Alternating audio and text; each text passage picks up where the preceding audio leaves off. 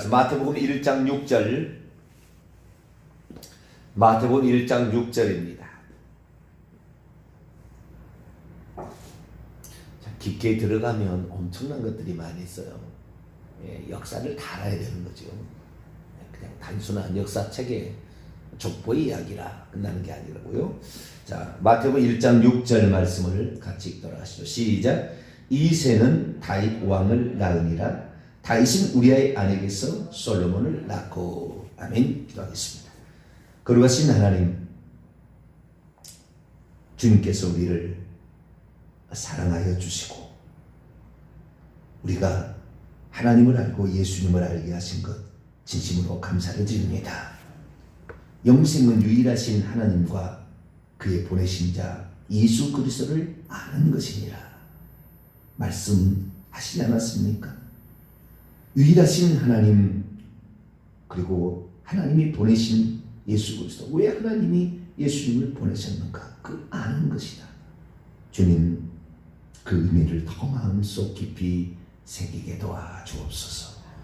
이 새벽에도 이 고요한 시간에 먼저 주님께 나와 우리의 생각과 마음을 하나님의 뜻대로 간구하기 위해서 모였사오니 하나님, 자녀와 교회와 민족과 내 영혼을 위해서 잘 기도할 수 있도록 도와주옵소서. 이 시간에도 주의 말씀을 듣고자 합니다. 하나님, 저희들에게 말씀하여 주옵소서. 우리 주 예수 그리스도의 이름으로 기도하옵나이다. 아멘. 할렐루야.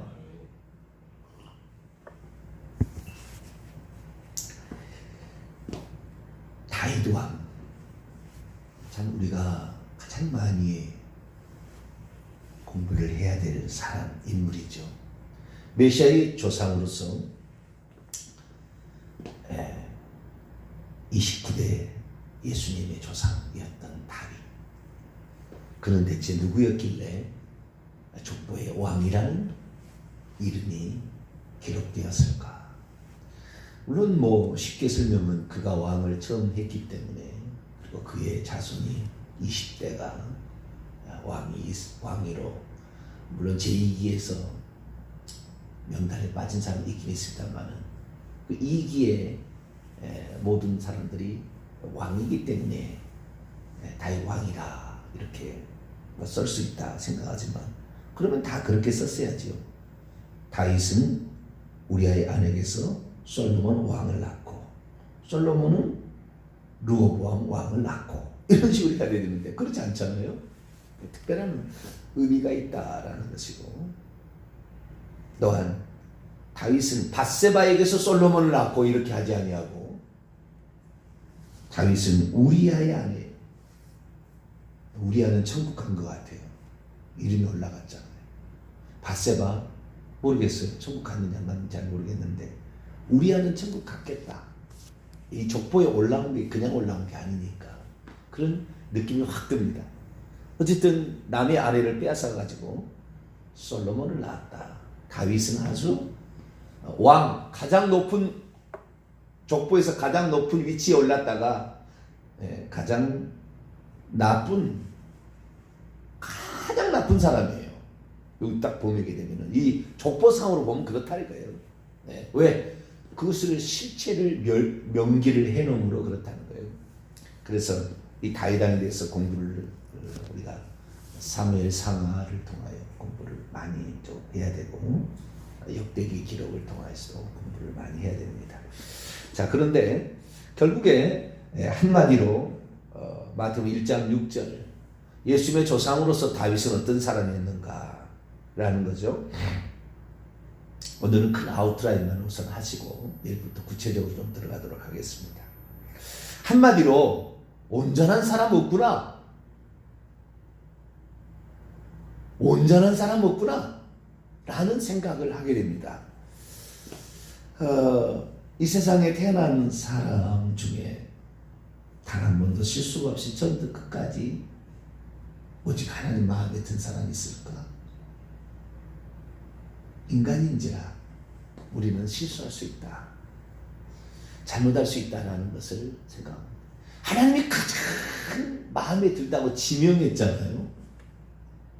왕으로. 내가 왕이 되고 싶습니다. 왕 마라. 그렇게 해달라고 요청한 적 없고 기도한 적 없어요. 그러나 하나님이 지명하에 세운 사람이지 않습니까? 그런데도 실수하는구나. 인간은 넘어질 때가 있구나. 라는 사실을 이 마태복음 1장 한 구절 안에 우리에게 말해주고 있다. 결국에 온전한 사람 없다라는 이 대명제가 인간의 적나라한 모습이 아니겠는가. 우리가 하나님 앞에 때로는 사랑받을 때도 있고 때로는 사랑 못 받을 때도 있으나 우리가 사랑받을 때는 어떤 때가 사랑받을 때였고 어느 때는 우리가 사랑받지 못하고 하나님께 버림당할 위험에 처할 수 있는가 라는 사실을 이 본문은 우리에게 얘기해 주고 있는 것이죠. 다윗이라는 달렛 와우 달렛으로 구성되어 있는 이 다윗이라는 이 이름은 그 뜻이 사랑받는 자라는 뜻입니다. beloved죠. 영어로 말하면 beloved. 사랑받는 자. 과연 누가 하나님을 사랑을 받는 것인가? 과연 누가 하나님께 사랑을 받고 사는 것인가? 저와 여러분은 하나님의 사랑을 받는 자가 되기를 축원합니다. 하나님의 사랑을 받는 자가 돼야 돼요. 그래서 하나님이 가장 사랑했던 인물, 그렇게 성경 한 사람을 치라면 다윗이 아니겠는가? 그런 생각이 들 정도로 다윗은 하나님의 사랑을 받게 된 인물입니다. 다윗을 특별히 하나님께서 이렇게 귀하게 여기시고 족보상에도 다윗을 중심으로 14대 14대 14대 42대를 기록하게 하셨어요. 다윗은 BC 1040년에 태어나서 1010년에 왕이 되고 970년에 사망을 하게 됩니다. 30세에 왕이 되어서 70세에 죽게 되는 것이죠. 다윗의 생애는 우리에게 참 많은 말을 해줘요. 30세, 예수님께서 30세에 공생애를 시작을 합니다. 30세에 공생애를 시작. 요셉도 30세에 공생애를 시작하고요. 사울왕은 40세 시작했어요. 제사장이 그 하나님 앞에 쓰임 받을 나이도 30세. 요셉도 30세. 요셉도 하나님이 참 사랑했던 사람 하나잖아요. 30세에 쓰임을 받는데 예수님도 30세였어요. 어떻게 30세 아느냐? 성경이 나와요. 누가복음 3장 한번 열어볼까요?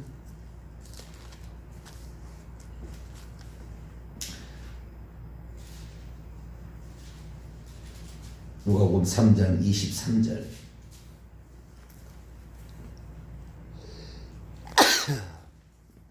누가복음 3장 23절 읽습니다. 시작. 예수께서 가르치심을 시작하실 때에 30세쯤 되시니라. 사람들이 아는 대로는 요셉의 아들이니 요셉의 위는 헬리요. 거기까지만 보겠습니다. 예수께서 가르치심을 시작하실 때 몇 세 했다고요?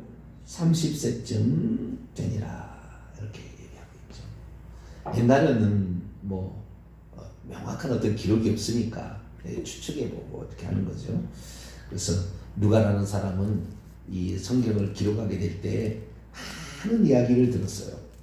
그 누가복음 1장 2절에 보면은 처음부터 우리 중에 이뤄진 사실에 대해서 목격자와 말씀에 일꾼 사람들이 전해준 그대로 여러 사람들에게 의견을 들어서 쓰게 되는데 예수님 30세쯤 되었다라고 얘기하고 예수님 30세 꼭 예수님도 30세 공생을 시작하잖아요. 다윗왕과 하나님의 가장 사랑하는 자는 예수 그리스도죠. 네, 그래서 예수 그리스도를 닮은 또 한 사람을 다윗이라는데 이 다윗이 왕이라는 직책을 얻은 것도 하나님의 마음에 그렇게 그 사랑받을 일을 한 거죠. 그래서 결국에 하나님의 왕이 되었어요. 근데 제가 이 다윗왕을 생각해 볼 때 다윗왕이 크게 두 가지 분수령이 있는데 하나는 다윗이 왕이 된 거예요. 왕이 된 게 큰 분수령이에요. 왕이 된 게. 근데 또 하나의 분수령은 뭐냐면은 너만 왕이 아니라 네 자손 대대로 왕을 시켜주겠다. 또 하나님이 약속을 합니다. 다윗이 나를 내 후손들은 왕이 되게 해주십시오. 무슨 기도하는 것이 아니었어요. 하나님이 약속을 한 거예요. 여러분, 하나님이 어떤 것을 선택해서 우리에게 어떤 게 해주겠다는 것은 상당히 보증이 되는 거예요. 축복이 보증이 되는 겁니다. 그러니까 다윗이 내일부터 구체적으로 또 알아보겠습니다만은 하나님께 어떤 하나님께서 알아서 주겠다 할 정도로 사람이 그런 삶을 살았던 거죠. 네. 그러니까 아무나 이런 하나님께 사랑받을 수 있는 사람이 되는 것은 아니다. 하나님께서 얼마나 마음에 들었으면 안아주겠다라고 미리 하나님께서 말씀한 그런 일이 있다는 거죠. 우리 참, 저는 이걸 보면서요, 우리 인생이 이래야 되지 않을까? 우리가 구하기 전에 너한테 나는 좀 이걸 주고 싶어. 나는 너에게 이걸 주고 싶다니까? 너가 좀 받아줬으면 좋겠어. 이렇게 하나님께서 우리에게 이런 말을 할 수 있는 정말 하나님의 사랑받는 자, 저와 이름 되시기를 바랍니다. 다윗이 왕위에 오른 것이나 그의 후손을 축복했던 모든 것들이 스스로 취한 것이 아니요, 하나님께서 너무 사랑스러우니까 내가 너에게 하고 싶다, 그렇게 얘기했다는 거예요. 하나님 마음에 맞았다는 거 아니에요. 하나님 마음에 맞았다. 하나님의 마음에 맞았다는 내용이 우리가 사도행전 13장에 보면 나옵니다. 자, 사도행전 13장을 한번 볼까요? 물론 구약에도 나옵니다, 그 말이. 근데 신약의 용어로 신약에 제가 그래도 신약학의 전문가니까. 사도행전 13장 22절.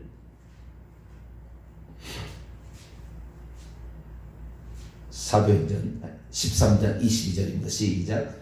패하시고 다윗을 왕으로 세우시고 증언하여 이르시되 내가 이새의 아들 다윗을 만나니 내 마음에 맞는 사람이라 내 뜻을 다 이루리라 하시더니, 내가 이새의 아들 다윗을 만나니 내 마음에 맞는 사람이라, 기역 사무엘상 13장 14절을 인용한 거죠. 구약 성경 인용한 거예요. 근데 여기에 맞는 사람이라 라는 것에 헬라어를 보게 되면은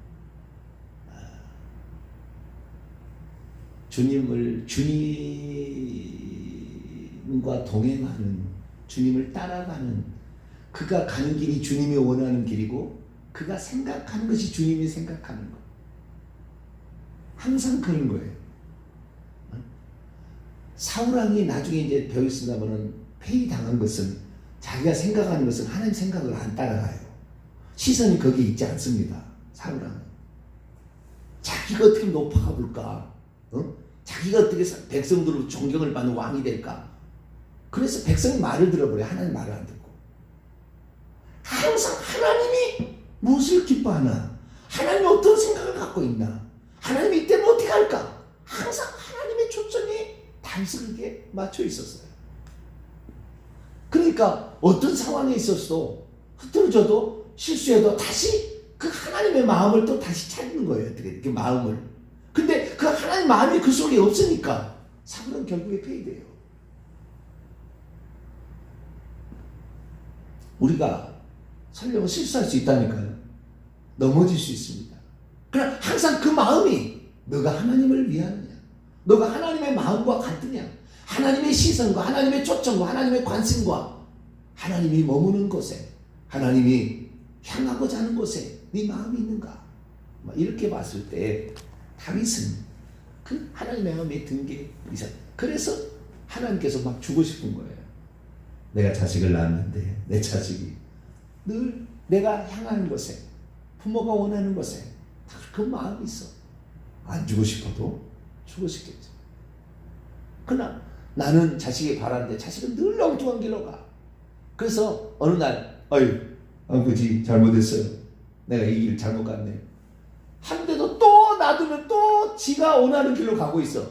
마음이 틀린 거예요. 마음이. 아시겠죠? 마음 자체가 틀려. 그러니까 한 번은 속아주고 한 번은 뭐 어여삐 여겨주고 이렇게 하겠지만 계속 그럴 수는 없다. 우리가 실수해도 하나님께서 받아줄 수 있는 사람이 되려면 하나님의 마음과 항상 같이 가게 되기를 축원합니다. 세 번째, 다윗의 이 삶을 통해서 느낄 수 있는 것은 다윗의 범죄는 하나님과 관련된 것이 아닌 인간의 범죄만 했다는 거예요. 살인죄, 간음죄, 도둑질죄. 도둑질은 남의 안에 도둑질한 거죠. 그 다음에 탐심죄, 살인죄, 살인하지 말라, 간음하지 말라. 6계명, 7계명, 도둑질하지 말라, 8계명, 이웃의 아내를 탐내지 말라, 10번째 계명. 1계명부터 5계명까지는 범하지 않은 거예요.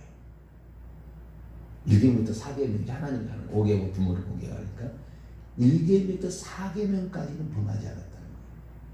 우리는 늘 그런 얘기를 하잖아요. 하나님께서는 왜 사울왕은 패하시고 다윗왕은 범죄했는데도 살려줬을까?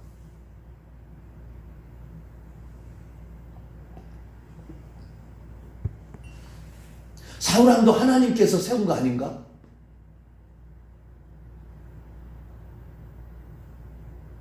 하나님께서 선택해서 세운 사람인데 왜 사울왕은 하나님께서 패하시고 다윗왕은 하나님이 다시 그를 세워준 것이에요. 우리아의 아내에게서 솔로몬을 낳았다. 나쁜 놈이라는 거잖아요. 이 마태복음 기자는 그렇게 쓴 거 아니에요. 남의 아내를 빼앗아서 자식을 낳은 나쁜 놈이다 이게. 우리아처럼 충성된 부하가 어디 있어요? 다윗에게.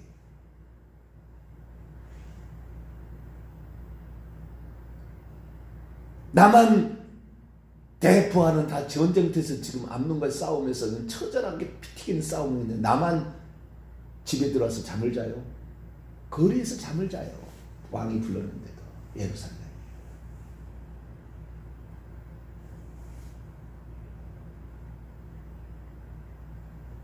참 지도자 아닙니까?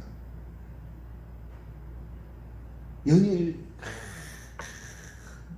하나님과 이 대통령에게 이것 좀 해달라 얘기해도 귀 한 번 귀 기울이지 않는 그런 왕들도 있잖아요. 대통령도 자기 할 말만 하고.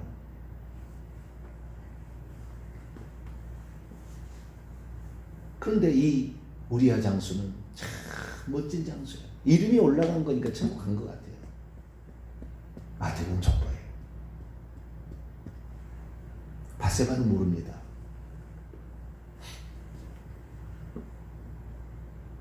우리아를 충성됨을 부각시키려고 우리아를 쓴 것 같아요.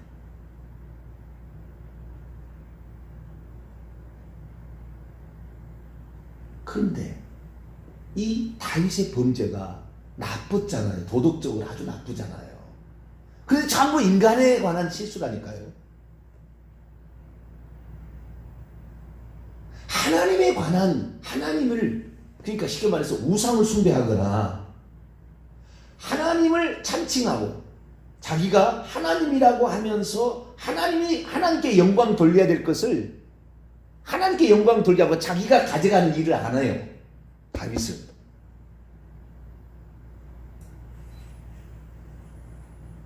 그게 아주 중요한 겁니다. 사울왕은 하나님께 영광 돌려야 할 걸 자기가 차지하기 위해서 안달이 났어요. 안달이 났어요.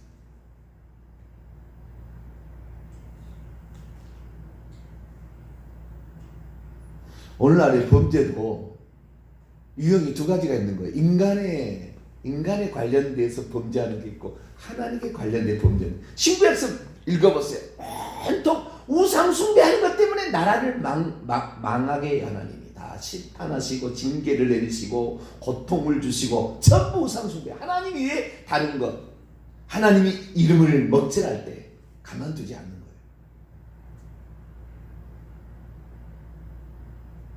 우상 숭배의 죄가 그만큼 무서운 겁니다. 우리나라 신사 참배했던 우리나라의 목사님들 있지 않습니까? 일제시대에 천국 갔을까? 죽었어. 제가 어떤 목사님이 들었다니까.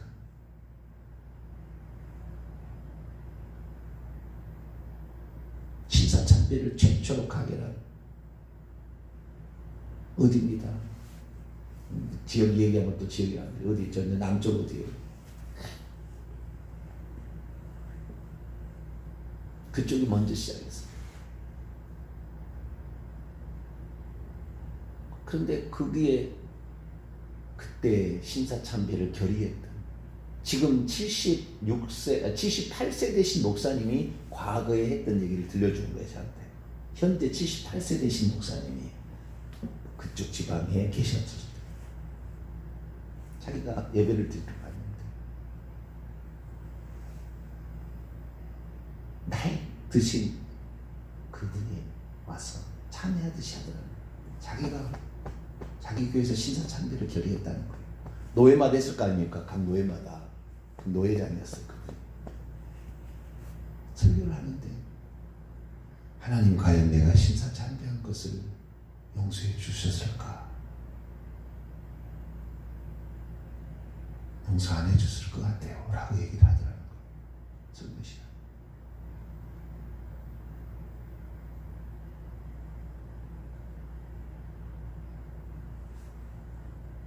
남의 여자를 혹시 건드렸다. 이것도 지옥 가야 되죠. 살인한 자, 간음한 자 다 지옥 가니까. 그런데 그 어떤 것보다도 우상숭배의 죄는 거의 용서를 안 하셔요. 나보면. 그러니까 다윗이 눈물로 요를 적시며 회개를 했다는데 시편 6편 6절에 요를 적시며 침상을 띄우며 회개를 했어요. 날마다 밤마다 얼마나 많은 세월을 했는지 모르겠어요. 1년을 했는지 얼마 했는지. 그냥 회개가 아니에요. 우상숭배한 죄가 얼마나 큰 죄인지 더 많은 회개가 필요해요. 저한테 와서 상담하고 자식들이 고통받는 게 우상숭배 죄 때문에 그러는데 그렇게 참여하는 심령이 보이지 않아요. 보이지 않아. 인간에 대한 범죄를 저질렀어도 얼마나 많은 참여를 해야 돼.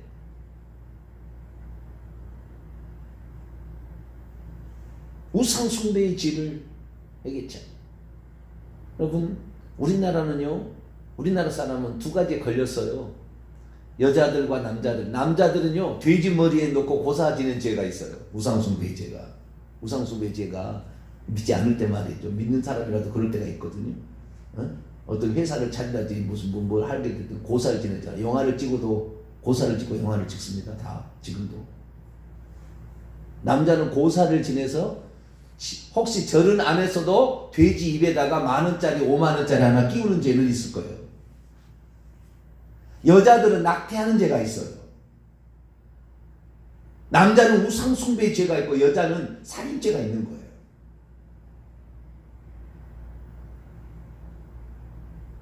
거의 모든 사람이 제 말에 고개를 푹 숙입니다. 고개를 푹 숙입니다. 회개 진실로 하셔야 되는 거예요. 그렇지 않고 귀신의 세력에서 벗어나기 어려워요. 벗어나기 어려워요. 내가 왜 복을 받지 못할까? 내가 왜 삶이 어려울까? 내 자식이 왜 어려울까? 회개치 않은 게 있어서 그래요. 진실로 회개치 않아서 그런 거죠. 회개를 하게 될 때 하나님은 그 곤궁에서 돌이킨다. 그것이 욥이 가르치는 거예요. 회개할 때 자신의 죄를 시인하고 인정하고 내가 무슨 말로 내가 입이 둘이서 할 말이 없어. 나는 범죄했으니 나는 잘못했어. 시인하고 다윗이 회개했다는 것은 그 뒤에 삶을 통해서 증명이 되었어요. 살인죄, 간음죄를 저지르지 않아요. 그 뒤로 탐남죄, 탐심죄, 남의 아내 취하지 않아요. 심지어 왕위도 버려버립니다. 왕위도 버려버려요. 아들한테 줘버려요. 압살롬.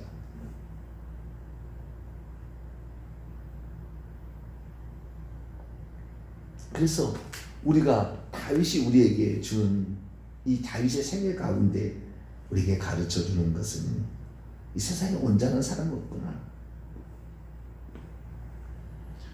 하나님께서 우리에게 복을 주셔야 그 복이 오래 가는구나. 우상 숭배의 죄는 정말 더 철저하게 회개해야 되는구나.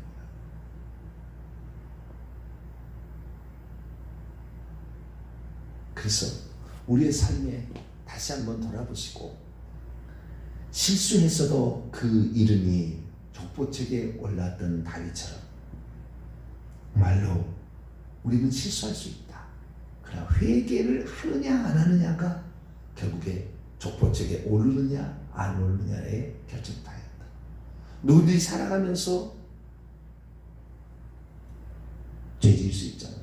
감사하게도 10절에 히스기야 왕의 아들 므낫세, 그렇게 우상숭배 많이 하는 왕이잖아요. 한갓 우상숭배는, 존재하는 모든 우상숭배는 단 가장 악한 왕. 남유다의 왕들을 비교하는 비교표를 보면은 최악이라고 써놨더라고요. 딱 한 사람, 므낫세, 남유다 왕 중에 최악. 그런데도 회개하고 천국한다. 왜?